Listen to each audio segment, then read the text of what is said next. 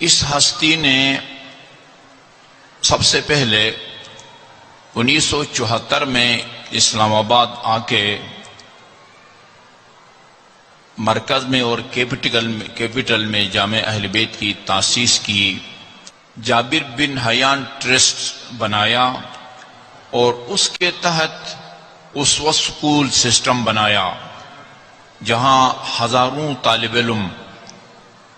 جہاں عصری علوم حاصل کرتے ہیں وہاں ان کی بنیادی اور دینی تربیت بھی ہوتی ہے۔ اگر ڈاکٹر بنتا ہے تو ایک نیک اور ذمہ دار ڈاکٹر بنے، پائلٹ بنتا ہے تو ایک نیک اور ذمہ دار پائلٹ بنے۔ 20 ان سکولوں کے فارغ التحصیل اور اسوہ سکول جو پاکستان میں ہے اس کے فارغ التحصیل کوئی ڈاکٹر ہیں، کوئی آرمی میں بہت بڑے عہدے پر فائز ہیں، کوئی پی ایچ ڈی کر کے غیر پاکستان کے باہر بڑی بڑی یونیورسٹیوں میں وہ پڑھا رہے ہیں۔ 20 مدارس کے یہ مؤسس ہیں۔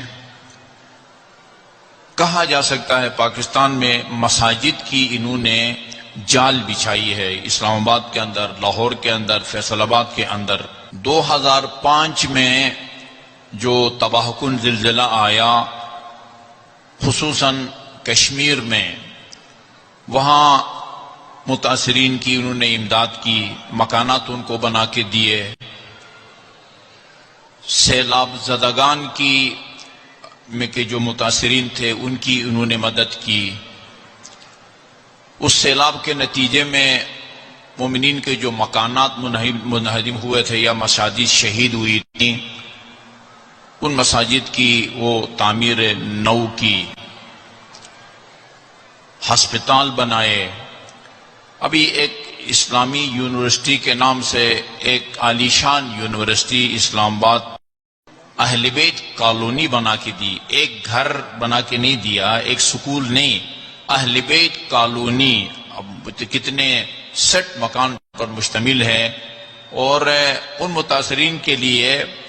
روٹی کا پلانٹ بھی وہ لگا کے دیا جہاں وہ مفت وہ روٹی بھی وہ حاصل کرتے ہیں۔ میں نے عرض کیا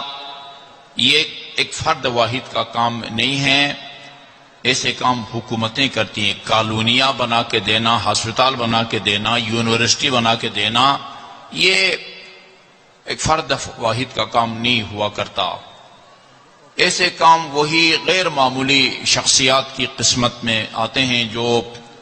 خدا کی ذات پر مکمل طور پر بھروسہ رکھتے ہوں۔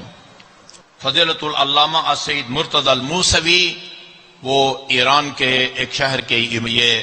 امام جمعہ تھے یا ہیں، انہوں نے اس کتاب کو پڑھ کے اپنے یہ تاثرات لکھے ہیں کہ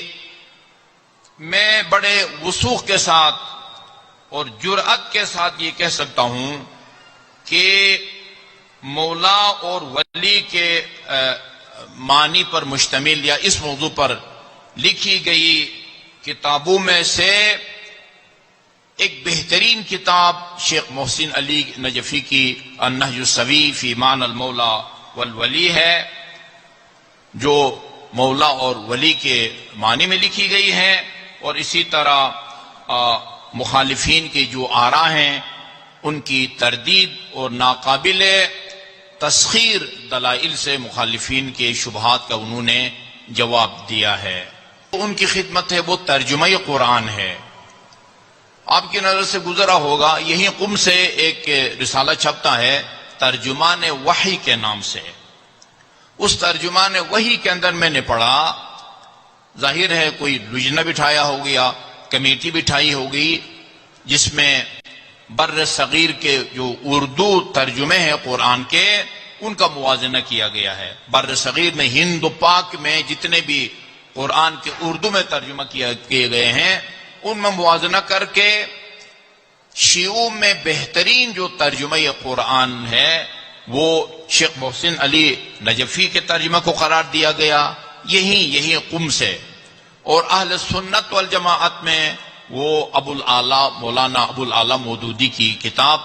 تفہیم القرآن. بہت سارے ان کے عقائد سے ہم اختلاف کرتے ہیں، لیکن ترجمہ کی حیثیت سے آپ کو معلوم ہے وہ ایک بین الاقوامی شخصیت تھے. تو یہ بلاغ القرآن کے نام سے ان کا ترجمہ ہے، اور حاشیے میں اس کی مختصر تفسیر ہے، اور اس کے بعد 10 جلدوں پر مشتمل تفسیر الکوثر لکھی ہے انہوں نے. میں کہہ سکتا ہوں وثوق کے ساتھ بر صغیر میں یعنی اتنی جامع اور مفصل تفسیر ابھی تک لکھی نہیں گئی ہے، تفسیر الکوثر. امیر المومنین کی جو محبت ہے یا ان سے ان کا گہرا خاص جو ہے نا وہ تعلق ہے. زندگی کے پہلا اثر امیر المومنین کے بارے میں النهج السوی ہے، اور ابھی تقریباً چند سال پہلے ہی عربی میں امیر المومنین کے بارے میں جو انہوں نے کتاب لکھی ہے اس کا نام علی امام بالنص صفاتہ و خصائص ذاتہ ہے. یہ بھی ان کی بہترین ہے. اس کے علاوہ وہ آج کل جو تعلیمی اداروں میں الحاد اور خدا کا انکار بڑی تیزی سے وہ اس کو پھیلایا جا رہا ہے، ہماری نئی نسل کو گمراہ کیا جا رہا ہے، ان کے جواب میں بھی ان کے محاضرات کے نام سے وہ بھی اس قابل ہے کہ مدارس میں اس کو پڑھایا جائے. یہ جتنے بھی یہ کام ہوئے ہیں میں نے عرض کیا سب کے لیے بالعموم اور ہم دینی طلباء کے لیے بالخصوص یہ ایک درس ہے، سبق ہے، اور وہ خدا کی ذات پر توکل اور خدا کی ذات پر بھروسہ ہے.